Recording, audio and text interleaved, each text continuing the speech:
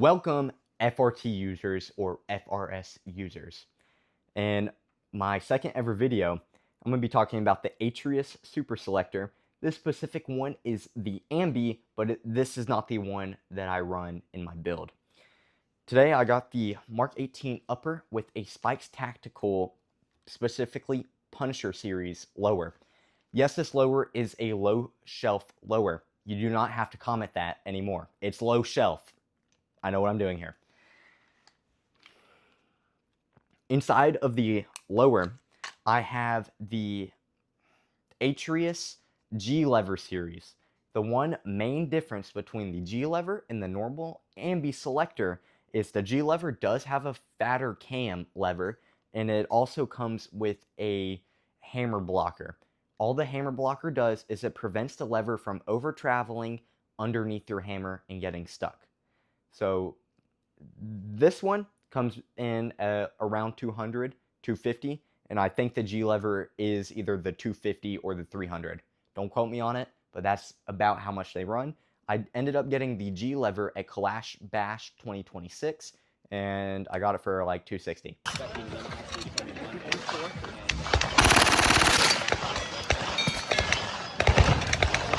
I'm ready to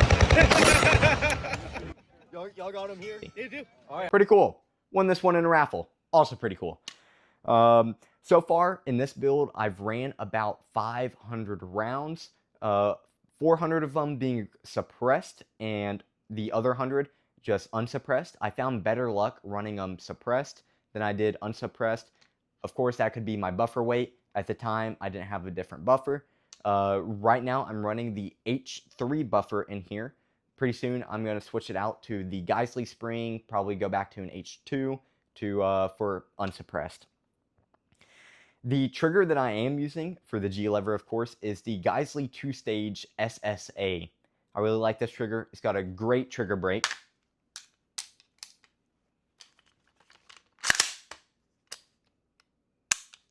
Love it. Now, to actually get the single fire to work, I had to ground the back of my trigger housing unit a couple thousandths of an inch. And I will show that now. Okay. The part that did work straight out of the box was actually the super selector positioning, where straight out of the box it would instantly go to super selection, but on straight out of the box it wouldn't fire on single. It would do super safe, but not single. The only reason for that is the cam tolerance was a little too tight. Reason? I had to file down my Geisley trigger. It sucks, but if you want to make these things work properly and how they should be running, just file the trigger down. It's not that big of a deal. It doesn't really hurt the components of the trigger, I think, and you're not going to be ever shooting enough ammo, I think, at least in your lifetime, to really make it matter. So that being said, just file it down. It's easy. Sand it. I mean, it's not like you're going to be looking at the trigger on the inside of the housing unit.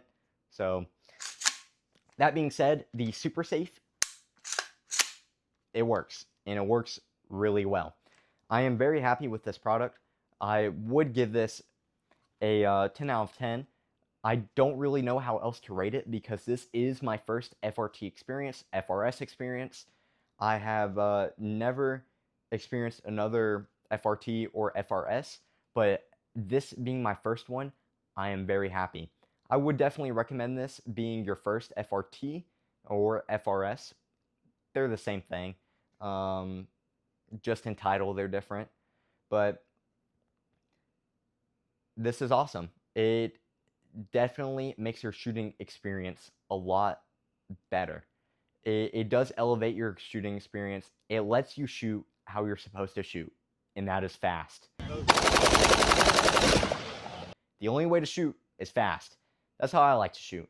So that being said, on this build, really enjoyable. This is a 10.3 Daniel Defense Mark 18 upper. It has a Surefire 2 can on it, and it's been great.